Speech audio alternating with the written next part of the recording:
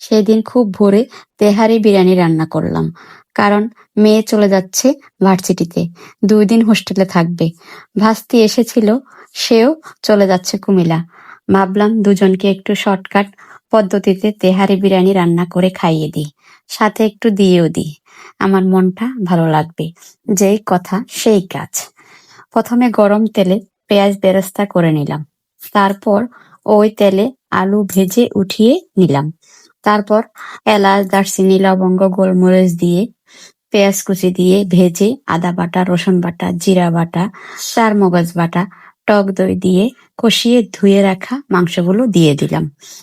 মাংসগুলো কষিয়ে কাঁচামরিচ দিয়ে তারপর গোলাপ জল, কেওড়া জল, আমার সিক্রেট মশলা ও বিরিয়ানি মশলা দিয়ে নেড়েচেড়ে আরেক পাশের চুলাতে ভেজে রাখা পোলাও চালগুলো দিয়ে দিলাম। এরপর গরম জল দিয়ে নেড়ে চেড়ে ঢাকনা দিয়ে গরম দুধ দিয়ে ঢাকনা দিয়ে দিলাম।